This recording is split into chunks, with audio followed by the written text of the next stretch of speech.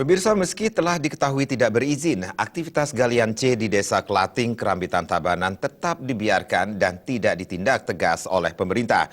Sikap pembiaran dari pemerintah ini tentunya sangat disayangkan karena aktivitas galian C ini berisiko merusak lingkungan yang dapat memicu bencana alam.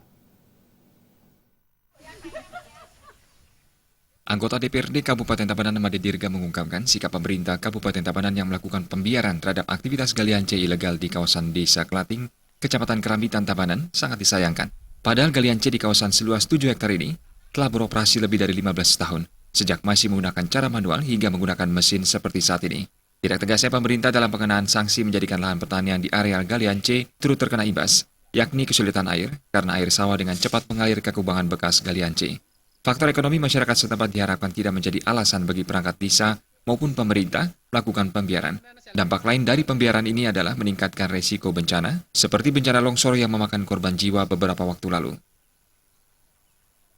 Kalau urusan isi perut rasanya itu tidak boleh ya yang berbahaya begitu.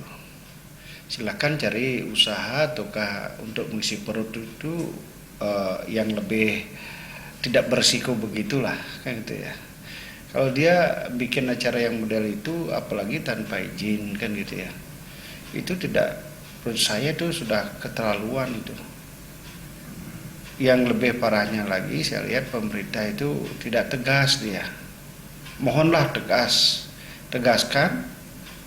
Saya kira itu tidak akan terjadi. Berdasarkan pantauan di lapangan, hampir sebagian besar tempat di lokasi galian C rusak berat. Terdapat banyak kubangan yang membahayakan pejalan kaki maupun pekerja galian C. Terima Jadan Murawira Bali TV.